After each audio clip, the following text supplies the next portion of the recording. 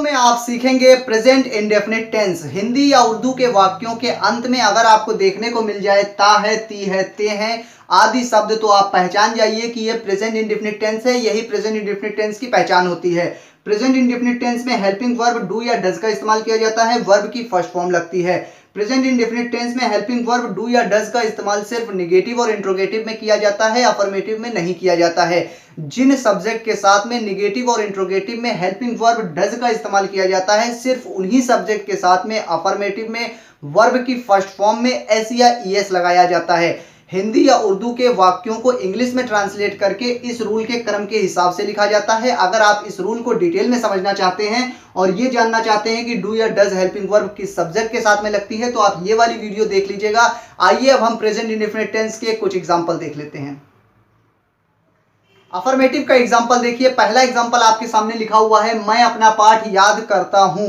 आखिरी में आ गया ता हूं, आप पहचान गए प्रेजेंट इंडेफिनिट टेंस है। इसमें सबसे पहले सब्जेक्ट लिखेंगे, मैं सब्जेक्ट है, आई लिख दिया। उसके बाद हेल्पिंग वर्ब अफर्मेटिव में लिखनी नहीं है, वर्ब लिखेंगे रूल के हिसाब से। वर्ब क्या है? याद करता हूं, लर्न। उसके बाद जो सेंटेंस में बचा वो होता है ऑब्जेक्ट, अपना पाठ, माई lesson, I learn my lesson. अगला सेंटेंस है वह स्कूल जाता है। आखिरी में ता है आ गया, आप समझ गए प्रेजेंट इंडेफिनिट टेंस है। सबसे पहले लिखेंगे वह सब्जेक्ट है, तो वह की इंग्लिश हो गई ही। उसके बाद हेल्पिंग वर्ब लिखनी नहीं है, वर्ब लिखेंगे। वर्ब है जाता हूं, जाता को कहते हैं जाने को गो, और लेकिन ही के साथ में जो वर्ब लगेगी उसमें एस या ईएस लगाया जाता है, ये रूल होता है। तो हमने गोज लिख दिया ईएस लगा के, ही गोज। उसके बाद जो बचा वो object school, he goes to school. Sentence complete.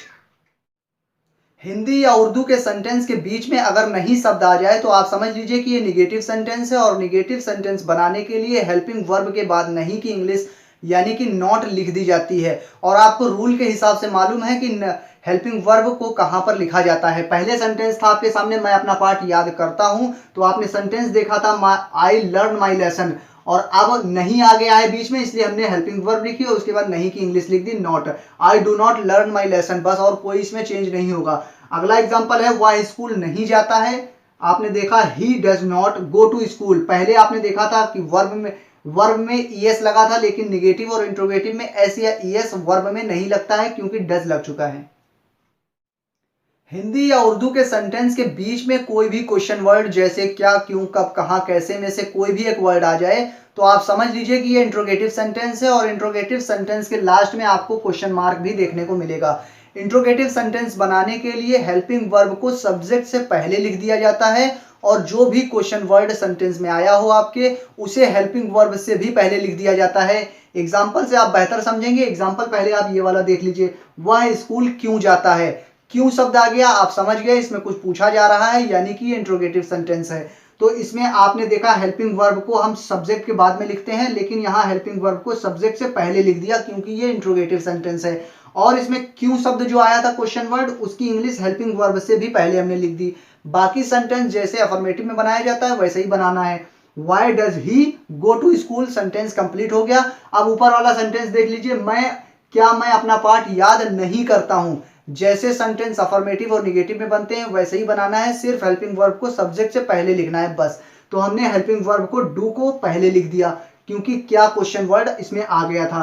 तो do I not learn my lesson, sentence complete हो गया। यहां पर आपने एक चीज मार्क की होगी कि क्या शब्द की इंग्लिश डू से पहले हमने नहीं लिखी, वाट नहीं लिखा। तो आप ये भी बात ध्यान से समझ लीजिए कि क्या शब्द एक ऐसा शब्द है अगर सेंटेंस के स्टार्ट में आता है, शुरू में आता है, तो उसकी इंग्लिश नहीं लिखी जाती है। जो भी हेल्पिंग वर्ब लगी है उसका मतलब क्या हो जाता है। लेकिन अगर क्या शब्द सेंटेंस के बीच में आता है तो उसकी इंग्लिश आपको हेल्पिंग वर्ब से पहले लिखनी है। इसके अलावा जितने भी क्वेश्चन वर्ड होते हैं उसकी इंग्लिश आपको लिखनी ही लिखनी है, चाहे वो शुरू में आए चाहे बीच में आए।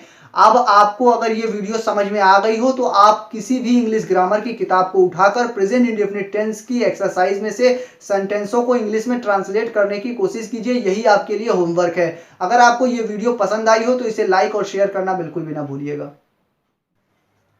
अगर आपके दिमाग में कोई सवाल हो तो अपनी राय हमें कमेंट के माध्यम से हम तक पहुंचा सकते हैं, ताकि हम आपकी जरूरत के हिसाब से बेहतर वीडियो ला सकें। अगर ये वीडियो आपको पसंद आई हो तो इसे लाइक और शेयर करना बिल्कुल भी ना भूलिएगा। अगर आप चैनल पर नए हो तो चैनल सब्सक्राइब करके बेल आइकन दबा लीजिए, ताकि आने वाली हर एक नई वीडियो का नोटिफिकेशन आपको समय से मिल सके। मैं फिर हाजिर होऊंगा एक नई वीडियो के साथ। जब तक के लिए बने रहिए जय सर के साथ।